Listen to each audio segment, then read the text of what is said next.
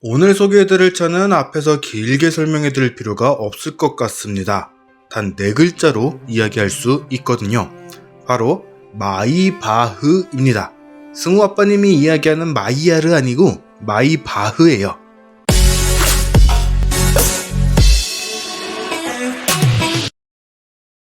안녕하세요, 카메거진 최정필 기자입니다. 마이바흐 하면은 떠오르는 것들이 있죠. 좀 예전 이야기이기는 합니다만 배용준의 차, 고 이건희 회장님의 차 등 사회적 지위나 부가 상당하신 분들이 애용하는 그런 브랜드로 알려져 있었습니다. 그리고 그 당시에는 고급차 하면은 세단이었죠. 세단이 인기를 끌던 그런 시기이기도 했으니까요. 하지만 지금은 누가 뭐라 해도 SUV가 전성기를 누리고 있습니다. 럭셔리 자동차 시장도 그 흐름을 타기 시작했죠.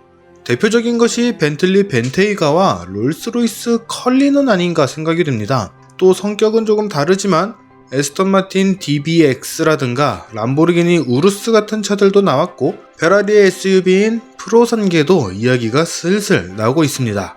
그런데 이번에 소개하는 차는 마이바흐의 SUV입니다. 모기업인 메르세데스 벤츠의 플래그십 SUV인 GLS 클래스를 기반으로 하고 있어요. GLS가 이미 최상위 모델인데 이것을 더욱 럭셔리하게 만들었다고 하니까 말 그대로 최상위 럭셔리 SUV라고 이야기할 수 있습니다. 사실 이런 차를 직접 꼼꼼히 살펴볼 수 있는 기회가 저희도 그렇게 많지 않습니다. 그래서 이번에 열심히 살펴봤는데 재밌는 부분들이 많았어요. 하나씩 소개해드리도록 하죠. 우선 눈에 들어오는 부분은 수직으로 쭉쭉 내려오는 마이바흐 전용 그릴입니다. 보닛 위에는 메르세데스 벤츠의 삼각별 로고가 자리를 하고 있고 그릴의 위쪽에는 음각으로 새겨진 마이바흐 레터링이 자리하고 있습니다. 이것을 기준으로 좌우로 배치된 반짝반짝하는 크롬바가 수직으로 배열이 되어 있는데 이게 상당히 웅장한 느낌을 전달합니다. 이 크롬바는 좌우 대칭으로 총 29개라고 하네요.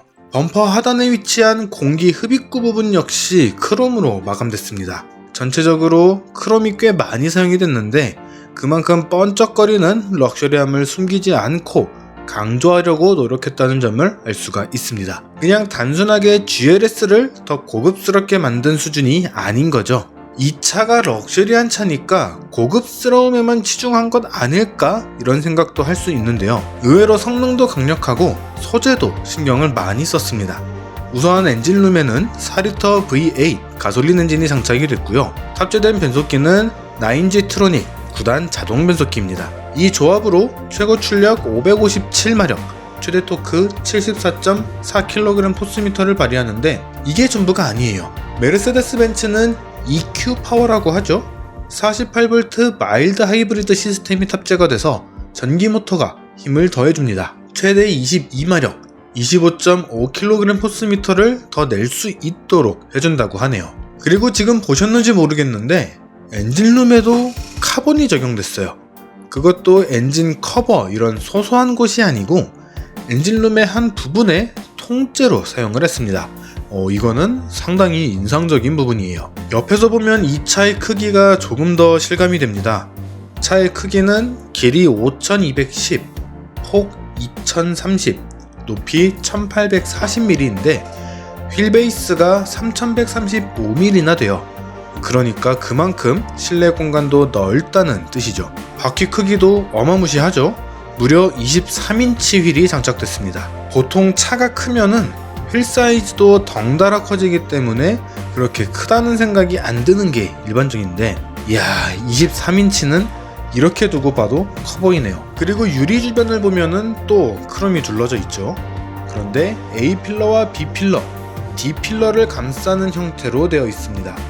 C필러는 크롬이 적용되지 않았는데 이게 또 이 차의 성격을 잘 설명해주는 그런 모습입니다. D가 더욱 길어 보이게 만들어서 이 뒷좌석의 광활함을 이런 식으로 또 보여준 것이죠. 재밌는 부분이에요. 그리고 차가 지금 투톤 컬러가 적용되어 있죠. 마이바흐 GLS의 경우 선택 품목으로 6종류의 투톤 페인트를 적용할 수 있다고 합니다. 이런 컬러 구성도 예전 마이바흐에서 볼 수 있었던 그런 구성입니다. 마이바흐의 상징적인 부분을 잘 살린 건데 이렇게 도색을 하는데 약 일주일이 소요된다고 하네요. 뒤쪽도 웅장함이 많이 느껴집니다. 그런데 차가 좀 높죠? 이런 차를 타시는 분들은 분명 골프도 많이 다니실 텐데 차가 이렇게 높으면은 골프채를 비롯해서 다양한 짐을 싣는 게 쉽지 않을 수 있습니다. 하지만 최신 기술은 항상 편리하죠. 트렁크에 있는 버튼을 조작하면은 이 차고를 조절할 수 있다고 합니다. 최대 50mm까지 낮출 수 있다고 하네요. 근데 트렁크 커버까지 가죽으로 마감하고 마이바흐 로고를 적용을 해놨네요.